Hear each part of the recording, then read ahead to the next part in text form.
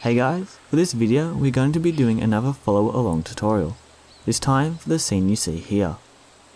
All the assets used in this scene are free, so anyone can follow along. All the assets used and the project itself is linked in the description below. Alright, let's get started. Now before we start sculpting our terrain, I just want to go over some of the terrain settings and setup work that I have already done. So if we click onto our terrain here, I have just created 3 materials. These are from textures.com and I've made sure they have normal maps and so on and so forth. If you download the project, you'll have all these set up ready to go. There's the settings there if you want to copy them. Now in terms of our trees, we're using a series of conifers, which I think look really nice. That's all of them there. For our grass, just standard grass. Nothing too special, there are the parameters there. The billboard setting is quite important. And finally our settings, this is where a few changes have been made. So the detail density I've bumped all the way up. This refers to the distance at which our grass will be rendered. So you can see it can be rendered really far out, and if I decrease it, oh no, that's the wrong one, I meant this one, sorry, detail distance, you can see it calls it. So also we have adjusted the bending, we've got it quite low. That's because of the billboard setting of our grass, which if it was at its default will cause the grass to bend in an awkward fashion. And I have so much grass now, hold on, there we go. And I also turned the grass tint to white. This pretty much gets rid of the grass changing color anywhere, which would happen if you had on the default settings. Now over to our lighting settings, I've turned it into color, not skybox. Oh, it's hard to tell, but I find that skybox, the shadows are a bit too dark for my liking, so we have just adjusted that. Here are the color values if you want to copy that down yourself. And scroll down, I've also added some fog. This is just standard white, and that is the density there. I currently have fog turned off. This is just so it's easier for us when creating the scene. The reason why I made the fog quite high is because I want to create more of a damp and misty atmosphere for our forest. Now I have no idea how this forest is going to turn out. You guys have obviously seen the start of the video and know what the scene looks like. For me, I have no idea. But other than that, should be good. Alright, so our FPS controller, it's not a camera this time because I want to make more of an actual game scene where you can walk around instead of just a single shot. So I think you guys should enjoy that a little bit more. It's just the standard controller. I have adjusted some values, like I added a mouse sensitivity and adjusted the walk speed and run speed. But other than that, it's the exact same. And then I added the post-process layer on the camera, which will allow us to have post-processing in our scene. And this is anti-aliasing settings there. If you want to know how to get the post-processing stack, then you have to go to Window and then Package Manager and let it load in. It might take a while, there's quite a lot of packages. So there we go, and here it is down here, and you would click install. Obviously mine's already installed, so it shows up as remove. If you check under packages, there they are there. Alright, and our last thing is the directional light. I was just messing around with the angles, it's a bit random. If you want to copy it down, go ahead. There's color. I increased the intensity a little bit, so I find that the default is a bit too weak. And I decrease the shadow strength so that we don't get any really dark shadows. I want there to be kind of a soft shadow. Alright, so that's everything. Why don't we get started? So my plan for this scene, in terms of the sculpting, is to have a lot of varied terrain height. I think this would look good within a forest setting. So there's no real plan here. I'm using this brush, these settings, and I'm kind of just adding some variation to the terrain. Because of our high fog density, I'm not too concerned with detail distances because unless we're literally running all the way out there, we're not going to see anything. So just go through and add some texture to the terrain. Now there is a terrain tools that you can download from the package manager. I was going to use them in this video to showcase the new features such as the erosion and noise brushes, etc. But I felt that it was kind of pointless because our terrain isn't going to be that much detail. It's going to be quite simple, so I feel like it's just pointless. So I'll have another video out hopefully soon to go over those tools, and I'll probably structure it like my other terrain tips and tricks. Alright, so we can see that our player controller is underneath the terrain, so we just need to lift it up. There we go. Let's quickly walk around the scene and see what this is like. Okay, I'll just mute it so you don't have to hear that awful footstep sound. Okay, yeah, that's alright. I want to create a little bit more height variation closer up, so it's almost like you're in a valley. Yeah. So yet again, no real intention in what I'm doing here. I'm just picking random locations and creating small bumps and variation. You will notice that I'm constantly circling when I'm applying the brush. That is so if I just hold still and slightly move, it will go up a lot quicker, whereas I keep circled, it's more uniform. And yet again, we are under the terrain, so let's lift up. There we go. Okay. This is looking a lot better. Why don't we start placing in our trees, and then we can start working on some post-processing. So let's place some trees, keep it at the default. They are quite tall, like extremely tall, so don't put it up too high. And place it kind of random. We can remove them later on if we want to make certain areas. Okay, so the thing to keep in mind is that with tall trees like this, they wouldn't grow like that close to one another.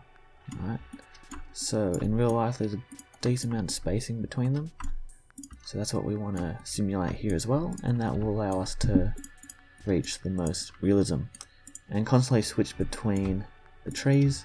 We don't want just a single type everywhere, we want variation. The small ones I quite like. They will help make the forest look a lot more dense because it obscures the view into the distance. Okay. Yet again, I don't have a plan for this, I'm just randomly placing, and we'll figure it out as we go. Okay, let's see what this is like. Yep, it's quite nice. Good start. How is performance going for these models? That is decent. Texture quality, I really like these models. I found them as I was researching for this video. And yeah, it's quite a new asset. Link in the description like usual. So definitely check it out. Okay, we won't place grass yet. I want to work on our post-processing. So you can see I have none here, but I have set up a volume. You need a volume and a layer to have post-processing, and for both the volume and the layer you need to have the layer of that game object as a custom one. Mine's just post-processing. To add layers, you literally add layers like so, and then you click here and change it to that layer, and then you need to set that layer here in the layer. So many layers, ugh. And then it'll work. So why have we got an error? Go away. To create a post-processing profile, we click in our little project here, we right click, we go create, and then post-processing profile. So I'm just going to call mine test, you can call yours whatever, and let's start adding some effects. Oh, actually we need to drag onto the volume first, or else we wouldn't see any of the effects. So now let's try it out. I'm going to turn on my fog, just so we can see how it is working. Okay, first thing is ambient occlusion. Always need it. It will drastically increase the detail and realism of your scene. I'm going to put mine to 0.5, and that will do for now. You can always toggle it on and off to see the effect. Pretty much what ambient occlusion does is it puts in more shadows where depending on the distance between two surfaces. So obviously around creases there will be shadows. So like if you look at your room, at the corner section of two walls, you'll see there's a slight darker line. That's what ambient occlusion is essentially simulating. So now let's add some bloom. Not going to change too much here. I'm just going to put the intensity up to 1, so I don't want it too high. And then I want to increase the soft key though. You can see that it kind of diffuses that bloom effect out across the whole screen and kind of flattens these areas, which I think will look really good with our fog effect. Other than that, I'm just going to add a bloom effect or a dirt. This was just taken off Google. This isn't from a certain asset. You can literally just type up bloom, dirt texture, and you'll get a whole bunch of these. I just picked the first one. I'm going to set it to 5. So you might notice like here, we have some little patterns going around, which simulates kind of like smudges on the camera, which I think will look really nice for our nature scene. Okay, let's add a vignette. This will just add some darkness around the corners and frame our view. So increase intensity, I'm looking around here to know when to stop. Okay, if we go up too high, you'll see there's some sharp edges. I don't like that. I like to more have a soft and subtle effect. And we can do that by increasing the softness. So there we go. So it has a big effect, but you don't really notice it. Okay, well, that's a motion blur because we got our player camera. So this means when we quickly flick our camera up and down, there's a slight blurring, which is a bit more aesthetic. And finally, let's add some color grading. This is where the big changes are going to happen. So that's all we need. First of all, change it to this mode here. You can see it gets really dark, but this will have a big effect, and we can counter that darkness by going to the post exposure, and we'll just increase it. I'm going to increase it to 1.5. That looks nice. Yep, quite like that. It's already, this scene is looking quite good. Temperature, don't want to change it. I want to, although, nah, I'll leave it. However, I do want to increase my tint. So, that's a bit too strong. I don't know, like 33 or something. Yep, that looks fine with me. I just quite like the tint. Some people don't like it. It's all up to you. If you want that more pinkish purple hue, I do think it looks a bit more cinematic. Now, color filter. I was actually playing around with this earlier because like you can spend hours just slightly adjusting the colors, and you can see it makes a big difference to the scene. So I picked out a color. So it is 255 and then 179, and finally 170. There we go here. I think it looks quite good. It complements the tint very well. And other than that, I just want to increase the contrast. So we only want a small increase, so we'll try 5. Yep, and that seems good for now. I reckon we'll leave our post-processing at that. Alright, let's see what it looks like in game. Alright, very nice. You can see it's had a big difference on the visuals of our game. It's a lot more realistic. That's awesome. Alright. Now we're actually almost done. Because, yet again, as I said, we're not doing a specific angle view. So this is more just creating a general visual style that we can just replicate all around and create a full forest. I'm only going to be doing this small section, and then I'll probably go off camera and make it a little bit bigger and show you again, because essentially the techniques that I show in this small section just get used throughout the entire level. Okay, now what I wanted to do was go into our volume, find a good angle like so, and turn off our color grading, sorry. So you can see how big of an impact that has. Post-processing is a massive deal. Like, you seriously have to put a lot of time and effort into it, if you want your game graphics to really pop. If we turn it completely off, you can just see how like ugly and just doesn't look good here. Then here it's like, ah, nice. Okay, well that's all we're doing for post-processing for now. Let's start add some details in our scene. So we can do that with some grass. So lower the brush size and just start painting. There we go. I have two that are identical. The reason for that is so I can kind of cheat the density. Like right now, I can't make the grass any more dense, but if I put in a different one, you can see I can get a higher density. You don't want to have the grass density too high, it is quite taxing on the computer. But we should be fine. Geez, that grass is tall. Oh, no. Okay, that's because my controller was partially underneath the train. So how's our grass look? Quite nice. Yep. Okay. Now let's play around with some rocks. So if we type in rocks and boulders, because that's the asset pack that we are using, here it is here. We go into the prefabs, we have a whole array of rock models that we can use in our scene. So just start randomly placing them.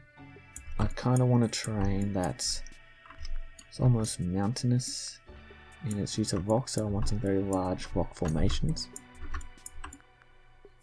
Alright, now to keep our scene tidy, let's create an empty object and we'll just call it environment, like so.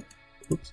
And then create another empty as a child to that object and we'll call this rocks, and then we can drag our rocks here.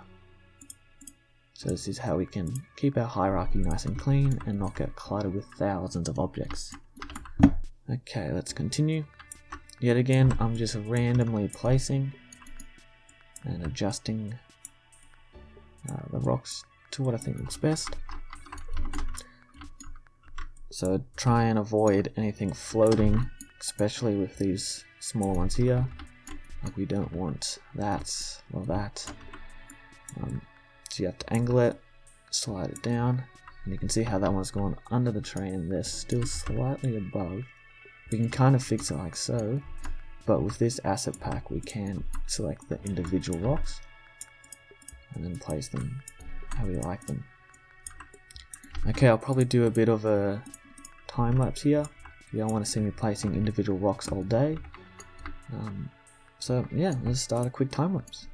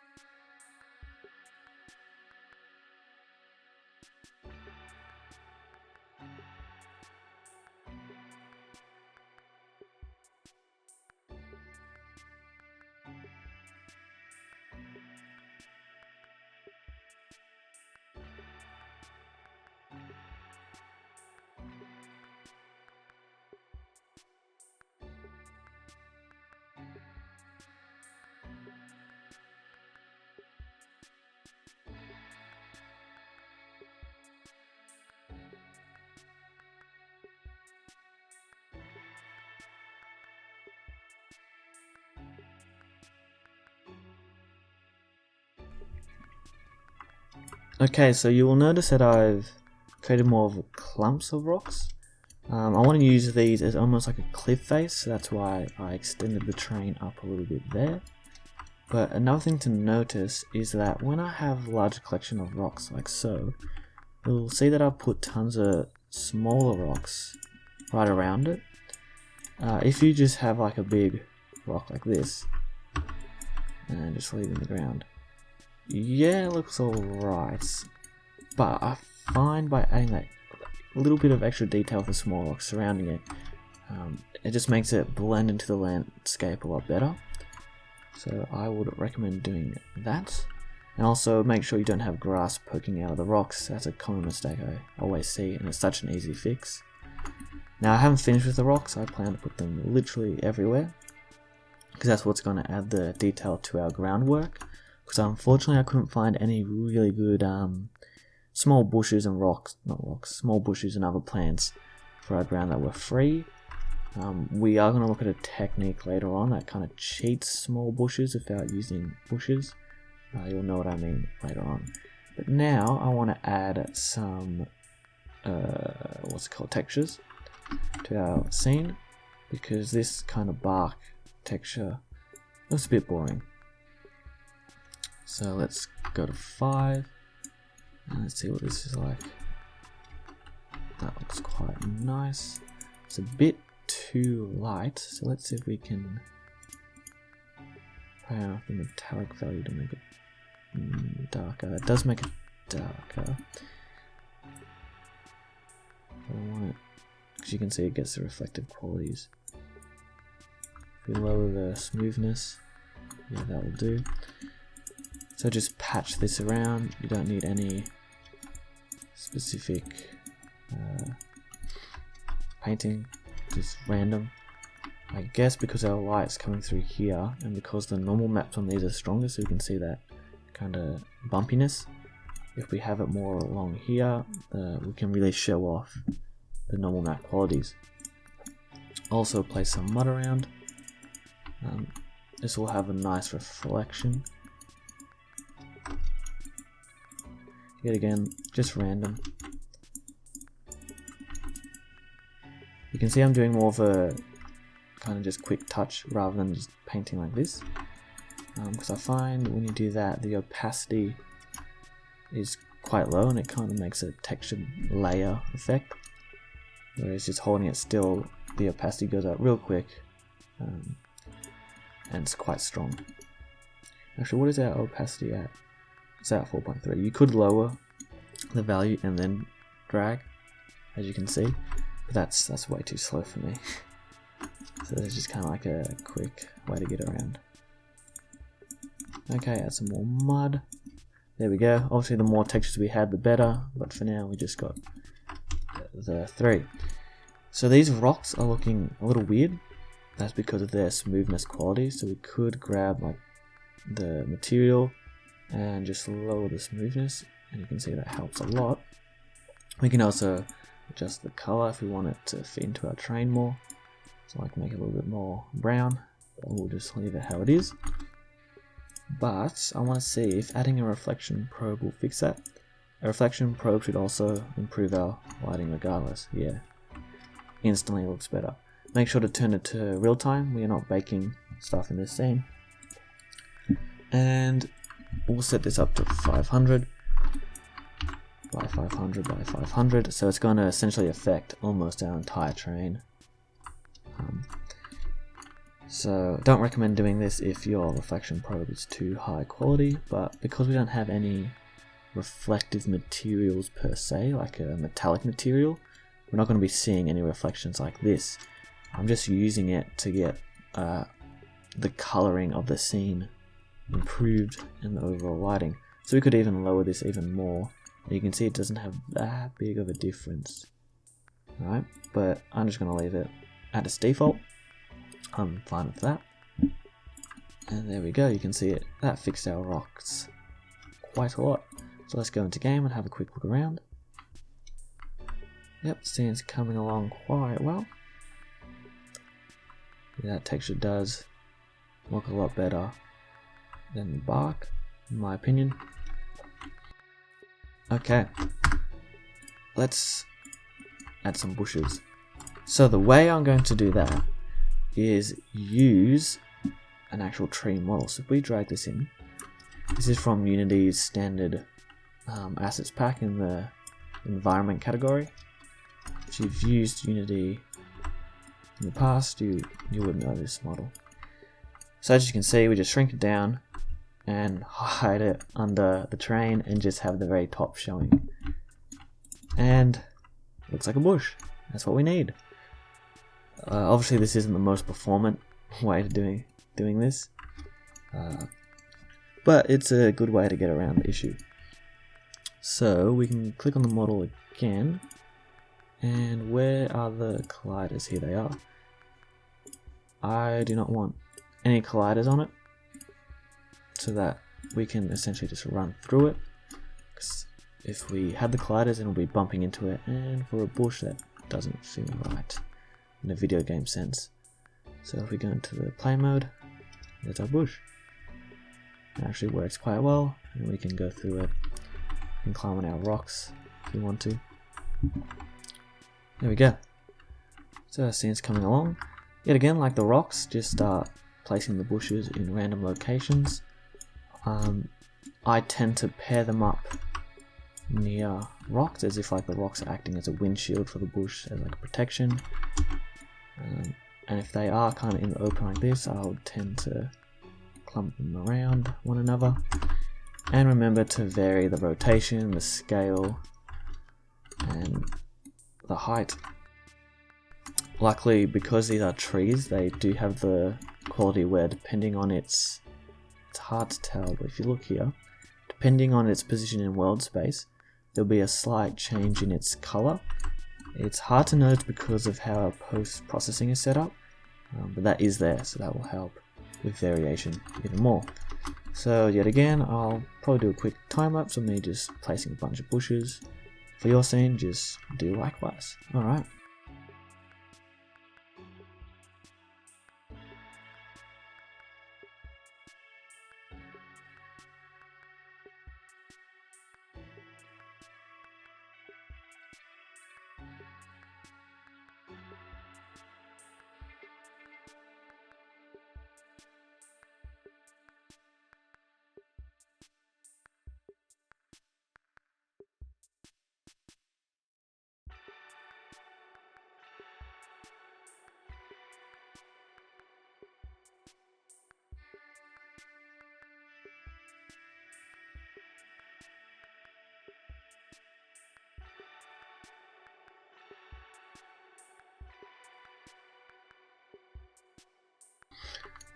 Alright, so I've finished with the bushes. You can see that I've created another empty game object to child them all to, just for scene organization.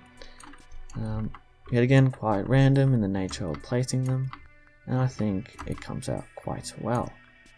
So this is essentially everything. The more groundwork you can add into the scene, like more smaller plants, other bushes and more rocks, etc., will increase the interest and detail. But to keep the project size quite small, I'm going to leave these as the only details on our ground. There are a couple assets which I will show you at the end that you could put in to make the ground look even better. They're like small kind of maple bushes and other plants. But for this scene here, I think this is fine. There's one last thing I want to go over, and that is our lighting. So if we go here, our lighting looks pretty good, but I want to add more of a volumetric kind of look. Now we could actually use volumetric lighting, which if you follow me on Instagram, you would know I use it on almost all of my scenes. I love volumetric lighting, but the issue with volumetric lighting is it tends to only look good on one angle, and we want this scene to act as kind of like an actual game where the player can move around, so we want kind of all angles to look good. So we're going to use kind of a cheat effect, which is just a flare. So if I place it in the scene, you can see it has like a halo effect. Right now it's really strong. Let's lower this to 1.3. There we go. And you can see it brings out the sunlight, makes it have more of a warm glow, and kind of has a volumetric effect, but not really. So all we have to do is find our sun wherever it is. There it is over there. Fly to it partially. You can see I'm far away from the train. Have our sun glow selected. This is just flare, by the way, just if you're interested how to make it. And using the lens flare, this does require our camera to have the flare layer. If this wasn't on it, the camera wouldn't be able to see it. Alright, but let's go back onto our sun glow and go up to game object and then align with not move to view, sorry, align with view. So this will literally put it where we were positioned. Now if we go back down, press play, it should line up with our sun, which it does, because you can see the effect there. Now this makes a very nice glow, which I think complements the lighting of the scene very well. And that pretty much wraps up the entire scene. It was a very quick one, but I think the results came out very well. I think this is very impressive for free assets. So now I'm going to go off and use everything we have discussed so far and just expand this out into a greater landscape, and then we can come back and I can point out some of the decisions I made in design, some other techniques if there are any. And yeah, so I'll see you soon.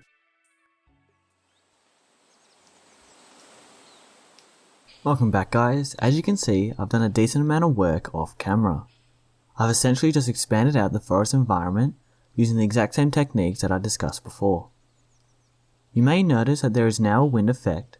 This was done using a custom wind prefab, not the standard wind zone, as that does not work with the conifer models. You can easily find this prefab by searching wind in the project search.